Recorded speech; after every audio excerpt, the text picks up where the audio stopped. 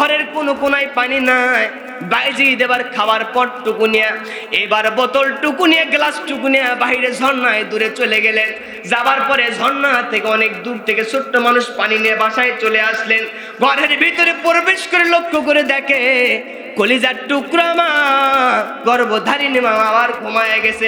বাইজিদ চিন্তা করতেছেন, আমার মা গভীর রাত্রিতে ঘুমায় গেছে, অসুস্থ মানুষ, মাকে যদি আবার ডাক দেই ঘুমের ব্যাঘাত হয়ে যাবে, মাকে ডাকা যাবে না, কষ্ট হয়ে যাবে, আমার মার ঘুমের ব্যাঘাত হয়ে যাবে।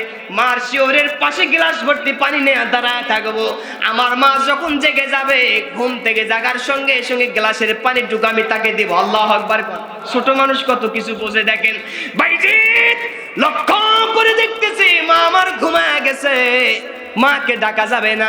শিওরের পাশে বাইজিদ গ্লাস ভর্তি পানি নিয়ে দাঁড়ায় থাকলেন। আকাশে পাখি কিচির মিচির করতেছে, পূর্ব দিগন্তে সূর্য উঠবে, শুভে সাদিকের আবার লক্ষ্য করে দেখা যায় বাইজিদের মা চক্ষুটুকু খুললেন, খুলে দেখতেছে শিওরের পাশে ছোট্ট বাচ্চা বাইজিদ গ্লাস ভর্তি পানি নিয়ে দাঁড়ায় আছে। মা আবার চক্ষু বন্ধ করলেন, চিন্তা করতেছেন আমার ছোট্ট সন্তান বাইজিদ কেন দাঁড়ানো, কারণ কি, গ্লাস ভর্তি পানি কেন। সন্তানকে এবার ডাকতে বলতেছে, বাইজিদ তুমি গ্লাস ভর্তি পানি না কেন দাঁড়ায় আছো?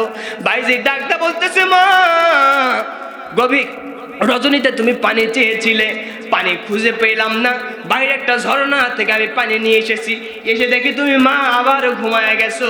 মা গো মা, তোমার কষ্ট হবে দেখে আমি তোমাকে জাগ্রত করিনি, ঘুম থেকে ডাক দেইনি। বাইজিদের মায়ের চোখ দিয়ে ঝরঝর করে পানিগুলো জমিনে পড়ে যায়, মনে মনে বলতেছে, আল্লাহ, বাইজিদ ছোট্ট মানুষ কত কিছু বুঝতেছে। সুন্দর করে পানি পান করলেন, ওযু করলেন, পবিত্র হয়ে গেলেন। সেজদা দেওয়ার জন্য দাঁড়িয়ে নামাজ পড়ে দিয়ে 2 রাকাত সালাত আদায় করলেন।